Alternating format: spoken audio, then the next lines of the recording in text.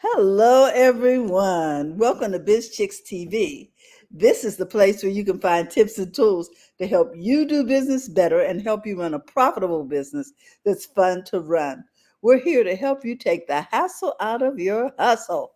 So, guys, we are here with Coach Caren Fern, and Coach always has these wonderful nuggets to help us live our life better and run our businesses better financially. So, with that, we're going to get this party started because we ventured into a topic last week, and you know what? We had so much interference and technical difficulty, and the information was so dynamic. I asked Coach to revisit this. So, without further ado, I introduce to some and present to others Coach Caren Fern, all the way from Toronto, Canada. She's in the house. Hey, Coach, how you doing? Caren, I'm good. I'm good. The sun is out shining. It's a little breezy, but we'll take it. We're happy. We could use some of that breeze here in Texas. I'm telling you, it's been 103, Ooh, 108. It's been ooh. off the charts. Sorry, Okay. hot. Yes. I don't even go outside anymore. I just sit here in the Just air conditioning and I'm eh, grateful. yes. So, Mhm. guys, we're going to talk about a hot topic today as I sip my coffee. We're talking about why I love coaching women to find themselves.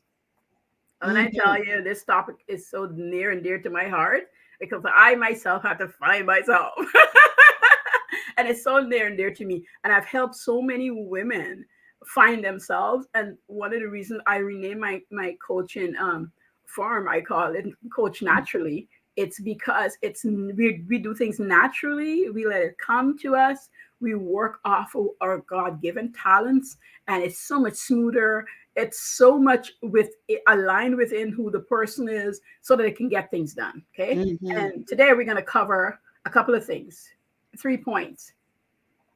Number one is to be more than we were yesterday. So, because we're finding ourselves, we want to understand ourselves, and I want to talk about how you could be more than you were yesterday so that you're not stuck in that, oh my gosh, there's a lot of good things that happened yesterday that you probably didn't even notice. So, Wow. all right. And number two, you're more than you're going to be tomorrow because of the work you have put in yesterday. So I want you to really hear that. And the surprise at the end is that you become what you have been seeing in your mind eyes that sometimes you can't even articulate or you feel you can't touch. And that in itself is showing you how you want to press on forward, but you're scared, you're afraid, you're worried, you're embarrassed, you feel shame, and all those things we don't have to worry about. We're going to put them to rest, okay? Because of the things we're going to talk about initially. Mhm. This is going to be good. Oh, my goodness. So that's what we're talking about today. So, to be more than you were yesterday is to understand that yesterday lessons were preparing you for what's coming. It was not there to harm you. It was in place to prepare you. I was telling my daughter the other day, she and a couple of friends, I said, I was glad that I was born in South America because although I wanted to be in North America earlier in life, God needed to prepare me over there. And He needed to train me, the kind of training that you can't just go to school and pay for, the kind of real life training to help women, to help men get out of where they are to see where they could be. And this training didn't just start, the whole big thing. It starts with baby steps. And trust me, whatever is happening to you, whatever happened yesterday, those baby steps, sometimes, as Terry liked to say, you need to sit down and be quiet, which Mhm. means you need to find a place so you can think properly, undisturbed, whether you got 15 minutes or 30 minutes, and allow the processes to tell you, and it will. We're too hurried out. So if the first 15 minutes nothing comes, I remember telling a client, she goes, kind of can't journal. I said, you don't understand journaling. Journaling is 15 minutes sitting. If nothing comes, you just say I had a good day or whatever, just one sentence, nothing more. And then over time, you will write pages and can't believe you just did because you have allowed that time, that 15 minutes, that 20 minutes. And this is no different. I want you to really think about it. All the lessons you've learned yesterday, good or bad, however you see them, that's what they are. A lesson can be the worst lesson, and you can turn it into a good lesson. Mm, Case in yes. point, one of my first, I would say, kind of a concrete client, free client, but her yesterday was so bad that she couldn't see a tomorrow. And we sat with her, I sat with her, we sat together, and I watched how light bulb after light bulb just went off in her head. While at the same time, she's seeing, I can't do it. She's saying, I can't do it. So I'm telling you this because I want you to understand that while you're doing it, there's this part of you that still feels like it's not possible. Mm-hmm. This is a real thing. We're just not going to lean into that. We're going to do the stuff. We're going to get past it. And my first set of clients were all either divorcees or coming out of relationships and really in this panic sufferation where there's no money, money is so tight. What do I do? How do I get out of it? And I promise you, no matter how bad it is, if you sit with yourself and understand where things lie and Mm-hmm. face them, you will see and you will find solutions. The problem never show up if there's not a solution. Every problem that shows up has a solution. And in that solution, it feels good. But in the problem side of things, it feels like the worst thing is happening to you at the time. So our yesterdays are preparing us and giving us the lessons. The lessons return when we're not paying attention to them. Mm, mm-hmm. It shows up again. Oh, you mean when we don't learn from the first session? I put it this way, Coach. Um, if you don't learn the first time, you have to keep taking the lesson over and over again till Mhm. you learn. Is that Yep. what you're saying? Oh yeah. It's like going, okay, perfect example, writing your driver's test. Let me Okay. just tell you guys, I did mine twice and I was pissed the second time. That was the first time. I was so mad. I was like, I know this stuff. And then when I failed, I was arguing with the guy. He says to me, no, you don't know this stuff. Just come back and do it again. According to this test, we did Yeah, not. you didn't do. He goes, nothing's wrong with you, but you didn't study for the test. And Terry, once I left and I walked away, I have to agree to him. I barely read the book. I flashed through the book. Yeah, because we're driving every day, so we assume that we know what's in the book. I feel you. And I went back. He was right. I read the book. I went in. I wrote my test. And of course, I saw him again. And he said, you see, you actually studied. Because we don't study like we did when we first got the license, and then it's years in between.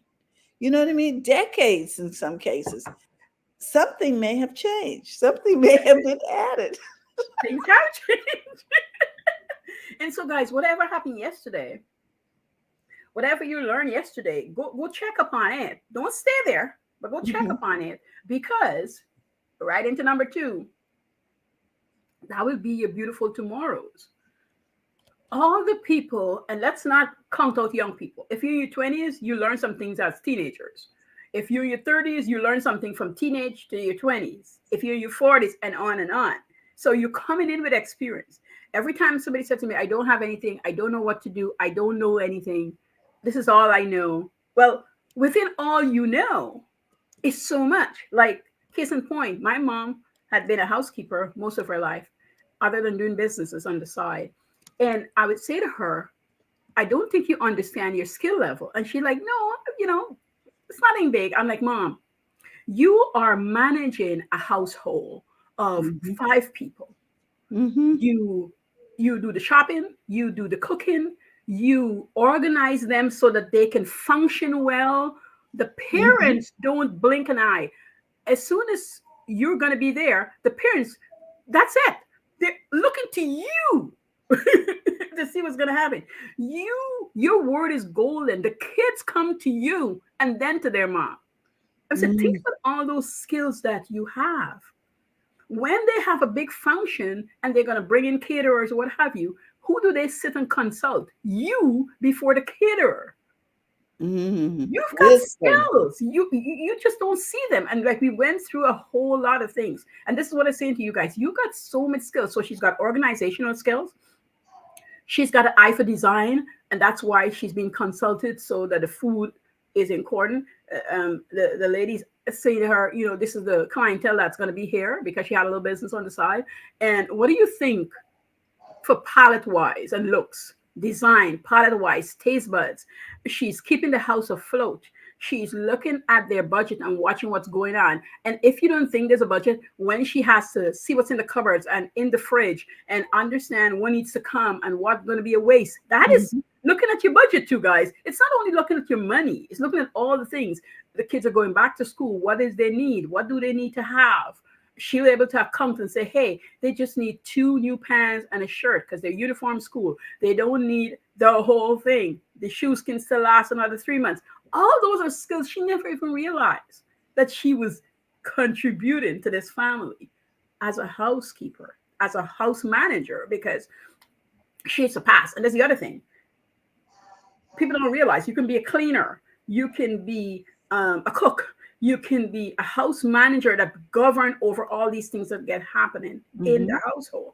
All these, each and every stages has their own levels that you're doing. And that goes for you guys. Your business goes for the same thing, right? The same thing.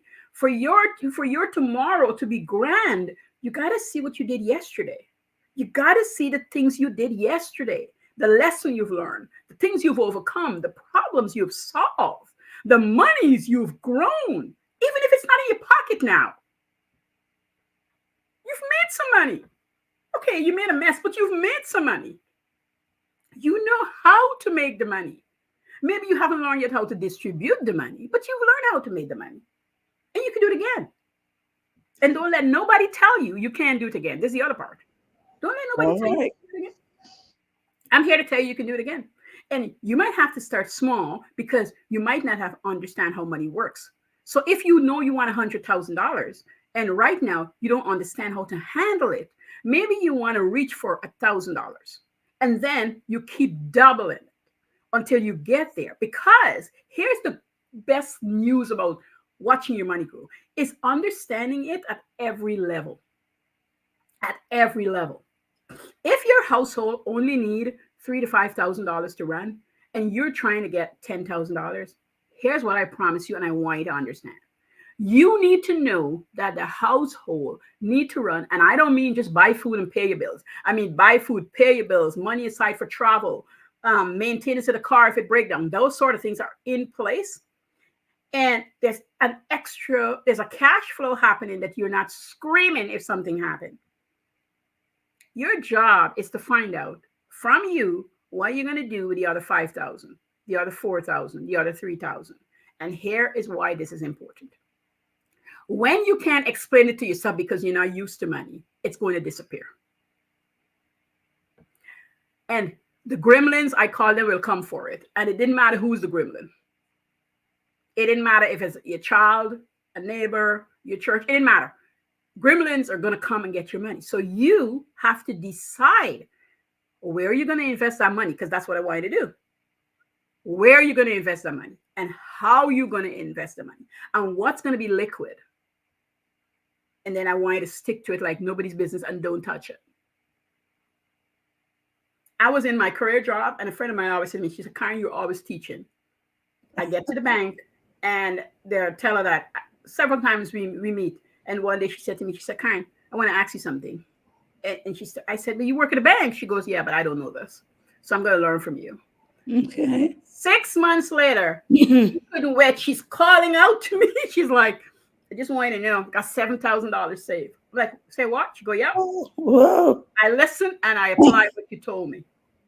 So what are you doing? I said, me and my friend, we're living on 50% of what we were making, period.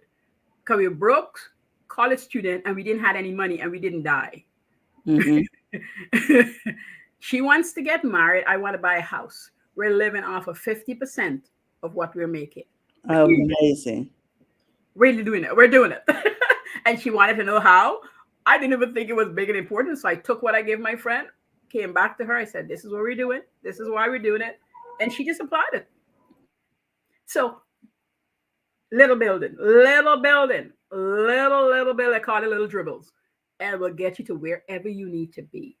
Again, lessons yesterday will help you tomorrow. Now, let's talk about the best surprises. Let's talk about the best surprises because I like this part. The best surprise to give yourself is to live into what you had seen in your mind eyes and think that it was impossible to achieve and watch it take place. Wow. Watch your dreams come true. I think it's one of the best things you could, you pinch yourself. You want to know if it's real. You want to know if it's really happening. But you did the work, guys. I want you to know you did the work. You put in the time. You allow it to happen while you were kicking and screaming, while you were arguing with yourself, while you were doubting yourself. Because people that have money, it's not like they never doubted themselves. No. It's not like they're not worried about the things they have to do. No. This happened to them as well. It's not only you. No. This happens. This happened to all of us. We want it to happen. We want to see the money happen. But we are arguing with ourselves to stay in the same spot. The difference between them and you who have moved forward is that they have decided, in spite of how I am feeling, I am going to do the things that is necessary to get done, to get me to where I want to be, wherever that place is. Yesterday still matters. All the things we just talked about still matters. But I am going where I want to be. I'm not moving from that scenario. And in the meantime, you do what you got to do. If you need to work, don't quit your job. Stay in your job. It's paying your bills. Your angel investor. Stay in your job. If you want to start something on the side, I promise you, 1 hour a day, 6 days a week is 6 hours. Could you imagine you every week? We got 52 weeks in a year. And you take 52 weeks in a year, right? I'm going to calculate on my calculator right now. 52 weeks a year. And you take those 52 weeks and you multiply it by, reset 6, right? So 52 multiplied by 6. There's 312 hours for the year to develop a side hustle, a small business. After the first year, because you're paying your bills, after the first year, you will learn some things. I hopefully we're in this age and time. So you learn social media, you learn marketing, you learn how to sell, you learn how you sell because everybody sells differently. No matter what sales page, you learn how you close a sale. You learn what you don't like, and you start thinking, okay, I don't like it. I promise you, learn it still. Still learn it. Learn it and have it in a book, a binder, wherever you need to have it. Because when you hire it out, you got some foundational things for the person you're hiring it out to. You can't go in empty-handed and saying, well, they're a sales rep, they know what to do. You got some material for them, some data. You got to be able to tell them they got to get something to work off of. And now in year 2, you're doing better. You're learning some new things, but you've learned some things before. So you're getting into tomorrow's. Year 3, you're moving forward.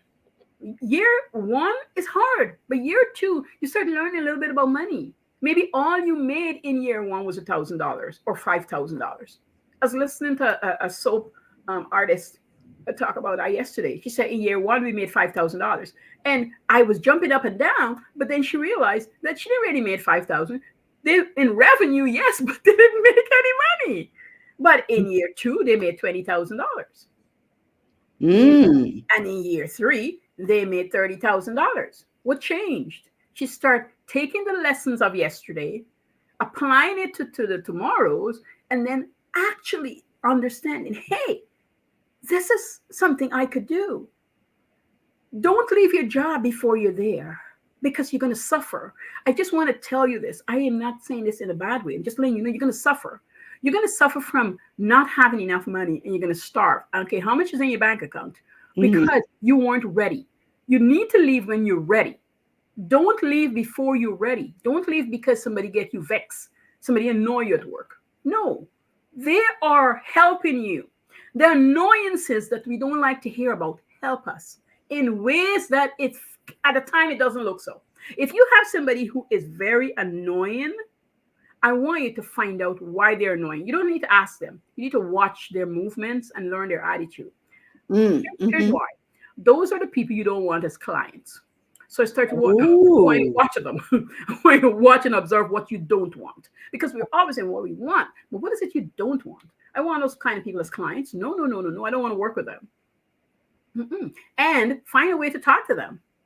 Maybe that's an outer shell. If it's a shell that you can break into, then they're not a bad client. But start seeing people differently. Start seeing what's happening. You could ask somebody, how was coming into work today? And Mm-hmm. the first couple of times they mightn't want to engage, but if you keep asking, they're like, "Do you really want to know?" And you say yes, and you have a conversation with them. My pastor's wife at the time, she'd said that years ago. She said, "There's this girl at work that everybody just want to quit because of her." And she started talking to the girl. She says, "Are you having a hard time? Can I pray for you?" Mm-hmm. And she said, "It took 7 months before the girl said, yes, you could pray for me." She says, "Like clockwork every month, I'll just find her and say, is everything okay?" And the girl would say, "Listen, I do not believe in God and leave me alone." Mm-hmm. She says on month 7, she came and asked her, "Can you pray for me? My mom is in the hospital. We need prayers." Mm-hmm. And she developed a friendship. No, I'm not saying that's everybody you got to do that with, but you got enough sense to see and notice and understand people. And if you don't, take a step back and learn. And guys, the best place, if not at work, go to the mall and people watch. Watch Okay. people. If you drive, take the bus now and then, take the subway. Go watch people. People, there's a group of people everywhere that does the same thing, that looks different in color, in race, in gender, does the same thing. If you pay close attention, you start making up little things, right? Characters, their behaviors, how they swing their head, what they do when they come in. I'm a people Mm-hmm. watcher. And there's so many of us. You observe so many things. And it helps you to start seeing that they're just human like you. And you're Mm-hmm. human also. So stop judging you so harshly and try not to do that too much to other people too. And all of a sudden, the world is not as harsh anymore. The world is friendlier and you can do things. Because when you're in a friendlier place, you feel you can do things. When you're in a Yes. harsh place, you really think you can't do anything. You feel the wall is closing in on you. And when Mm-hmm. that's happening, you can't find a quiet place to think. You can't live into the greatest you because you're always in this tight square box that you can't even move your arms. Wow. You can't stretch up, you can't stretch down, you can't do much because you're in this tight place. I always appreciate teachers who, even though we ran outside when I was in high school, they'll come into the classroom and said, "Let's stretch a little bit before we get going." And if you Yes. guys don't sit just to stretch, what they're doing is opening your minds to taking what they're going to teach you for the day. Mm-hmm. I think those teachers were great teachers. They might not have known it, and they might not believe me because I was the kind of student who would say to that teacher, "You're really good, eh?" And they would say to me, "Caren." Yep. Teachers I was really good at, always complimented them. I had my favorites. And even when I was in college, like I had a few professors who I let them know, I said, "I appreciate you. You're so organized. You make me feel like I am going to accomplish anything in this semester. And I just want to thank you." Wow. Because people need to be acknowledged. And People love to be appreciated. mhm.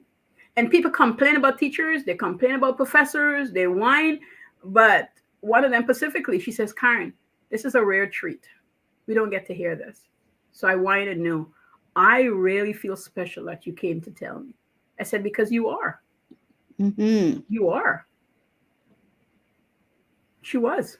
I enjoyed her class. I enjoyed her, and she delivered well. She was always available for the class.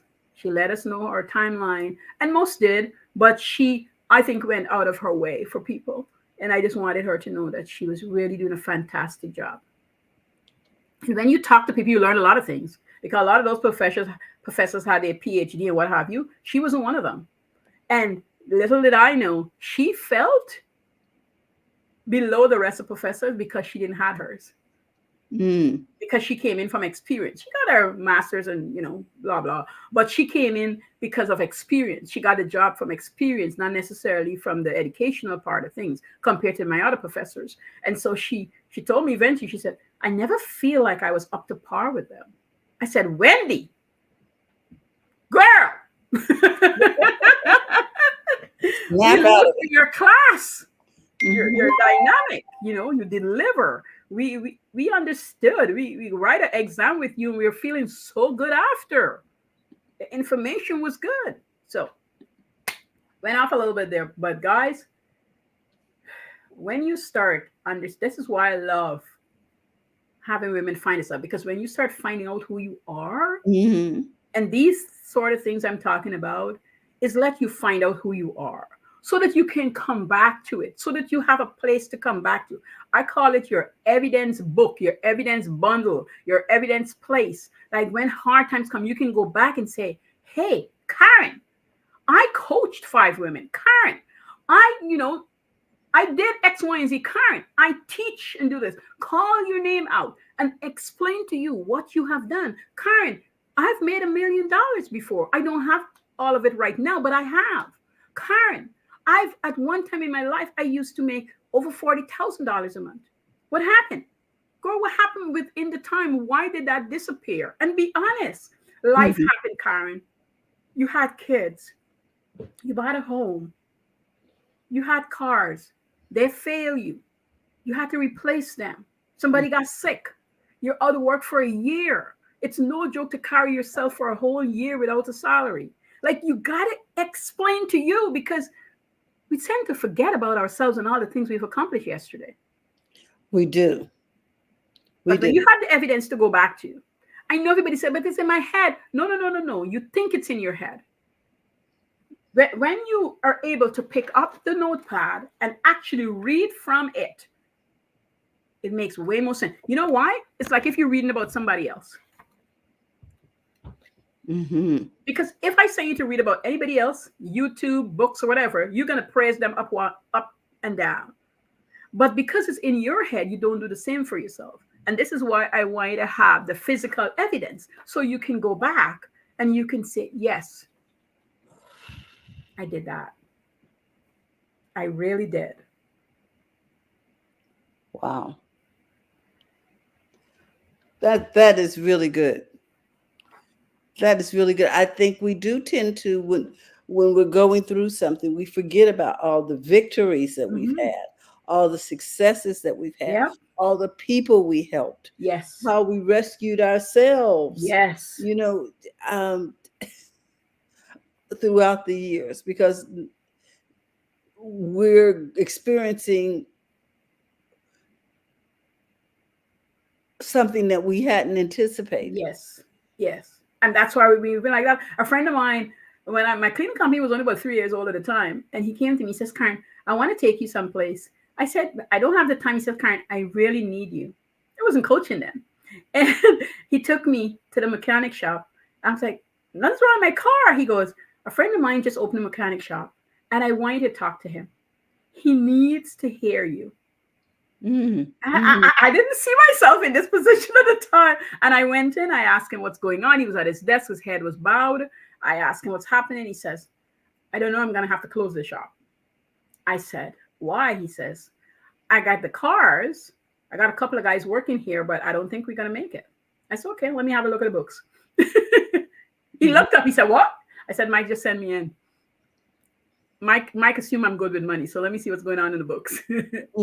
Within 2 weeks, what I recognized was, it's not because he had to close the shop. He just didn't know where the money was going. He didn't know where the money was going. Whoever was in the office was not doing a good job. So we just got rid of her. I said, you might not like math, but you're going to have to look at your books every day, not at the end of the week, every day. The appointment had come in, how much you're charging. First of all, you wasn't charging fair. It was below. And the people he was paying too much money to because he couldn't afford them. So I had him sit around with the people and say, hey, Be honest with them. This is where the company's at. And here's when you get a raise. But right now, here's where we can afford to pay. You can stay on, and I'd really appreciate it. But if you can't, I understand because you might have a family. Mm-hmm. You know, nobody left. Nobody left. Mm-hmm. Mm-hmm. Everybody stayed on.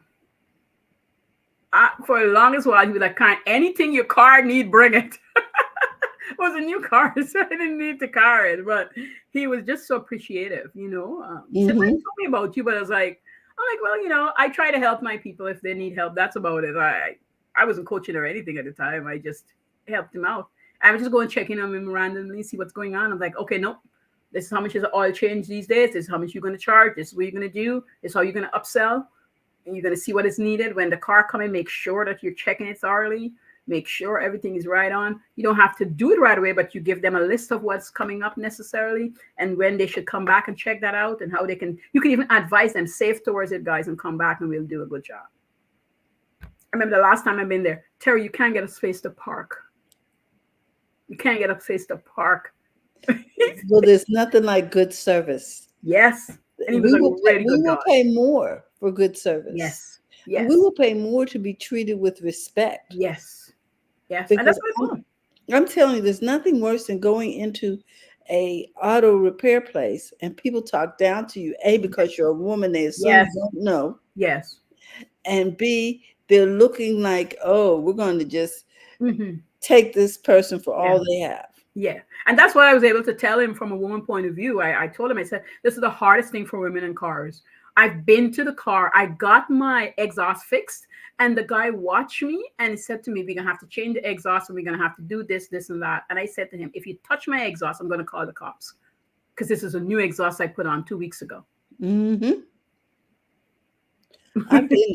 I went to fix my brakes and he's wanting to fix the brakes, the exhaust, change the oil. None that was necessary other than change your brake pad because the guy that used to do my car at the time, something happened and he wasn't open. And so I went to this new place and he was trying to take things on me. And the guy I had before was like that. He says, Caren, here's the work I did. Here's what's going to happen. And if you go anywhere, please let them know what was done. So that way they don't try to take out your eyes. You are. Yeah. Yeah. He was, oh my goodness. Yeah. But you know, this translates to everything that we purchase or consume. We're looking for good service. Yes. Yes. Good customer service. I know that's why I had done so well in business because it didn't matter if the client want to leave me. I still will have the conversation that it's okay. I always let my clients know, I'm like, if we're not in your budget, I understand. Mm-hmm. And it's okay. If you ever back here, give us a call. I'm not forcing your hand because I know we do a good job. I know my employees do a good job. I know when I was doing the work myself, I did a good job. And I train them so that they'll do a good job. Yes, indeedy. Wow. Well, Coach, now we did You Will Be More Than You Were Yesterday. Mm-hmm. And number 2 was you learned to bring what you learned brought you into your beautiful tomorrow. Mm-hmm. And then number 3. Number 2 was the surprise of seeing yourself Ah, living into what you had in your mind okay. eyes. Okay. Yeah, yeah. It's a wonderful place to be. Those light bulb moments, guy, whether you came on coaching with me or you figure it out yourself, you will really enjoy that moment. And once you're there, don't stay too long, though. Move on to the other thing, okay? Enjoy it, though. Soak it in. Be there. Be in the moment. I want you to always be in the moment that it's happening. And then you do what else come next, okay? Wow. Guys, I just want to recommend Coach Caren to all of you. Coach has such a deep reservoir of information. If you're looking, to book an appointment with Coach Caren, you can go here to her calendar, and this is the course that she's teaching right now, I believe, and this is the link to book an appointment. One that says meeting. Yeah. I'm telling you, you will not regret speaking with Coach Caren. Coach Caren is here on BizChicks every week and she is on the program titled Profits in Daily. You can also find her on Facebook and Instagram, Coach Caren Fern, all the way from Toronto, Canada. Yep. I- Here we are. And if you can't tell from my expression, we love Coach Caren. And for good reason. Also, she's just a reservoir of valuable information. Whenever she comes on, you want to grab your pencil and paper because it's going to be a real learning experience. In the meantime, Coach, we want to remind everybody that if they are looking to become a part of The biz BizChicks, they can simply text biz to 33777, or they can find us over at bizchicks.net. net. Yes. We'd love to help you Hmm. introduce yourself to our community and show them what it is you do and how you serve. Yes. With that, we want to remind you that it's okay to make money in your Yes, business. it is. Mhm. So don't forget to go to the front of your own line. Yeah. We love you, and we just look forward to helping you take the hassle out Out of of it. the house. Yeah. Okay, guys, we'll see you tomorrow. Thank you again, Coach. Oh, We you're love welcome. you, and we appreciate all that you do. Have a great day, guys. See you tomorrow. Bye bye.